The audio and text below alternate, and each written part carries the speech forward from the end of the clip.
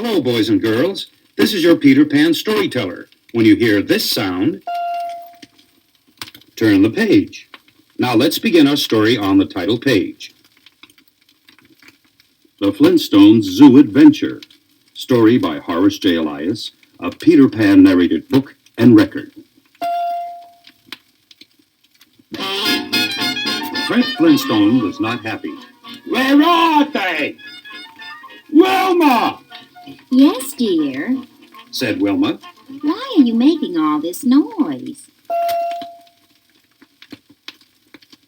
Where on earth are my fish hooks? Roared Fred. Fish hooks? Oh, you mean those pointy things I found on the bathroom floor?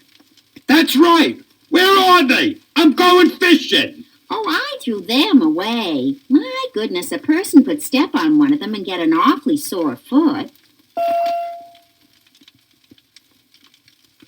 Oh, Said Fred, simmering down.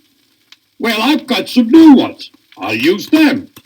Not today, Fred. Said Wilma ever so sweetly. Not on Sunday. We're all going to the prehistoric zoo. My goodness, Pebbles will never get to see an animal living the way we do in beautiful downtown Bedrock. Oh, Said Fred. prehistoric. You mean all those enormous, great big animals that used to live on Earth? That's right, dear. Then Fred got an idea. Zoo, huh? Do they still have the cute little lake they used to have? Oh, yes. Said Wilma. But that's in the other zoo where they keep the new animals. The prehistoric one has a much bigger lake. That's where we're going. Great. Said Fred. Just give me time to put some air in the rockmobile wheels.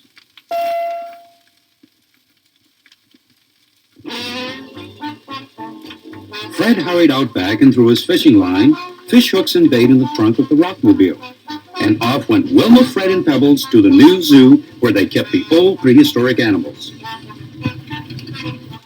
As soon as they got there, Fred told Wilma to take Pebbles and start walking around and looking at the animals. Oh, I'm going to buy some peanuts. I'll catch up to you in a few minutes. And he hurried off, but not to buy peanuts. He went right to the big lake in the prehistoric zoo.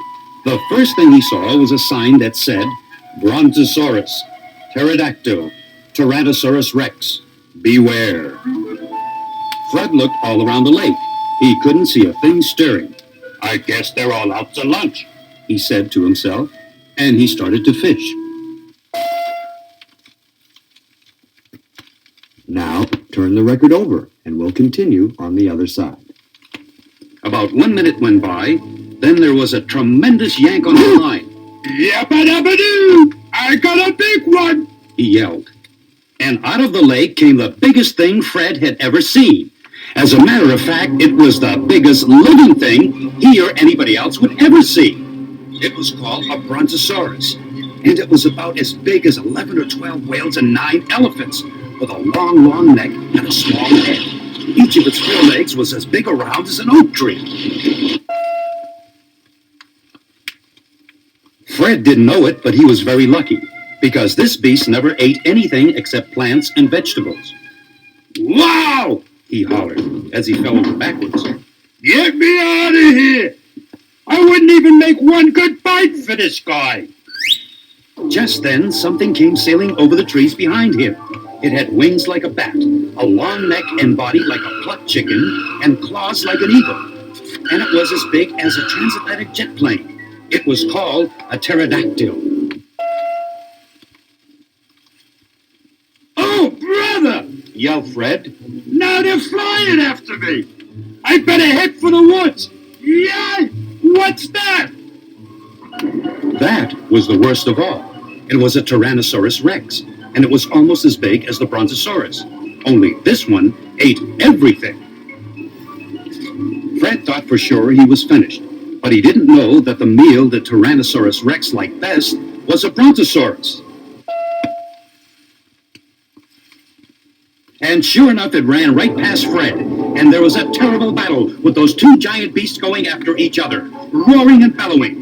Meanwhile, the pterodactyl was flying around, screeching its head off and waiting to pick up whatever pieces were was over. Fred didn't wait to see how the battle came out.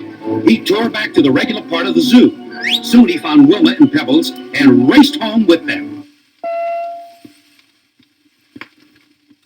That night, when Barney and Betty Rubble stopped by to pay their regular Sunday night visit, Barney asked where Fred was.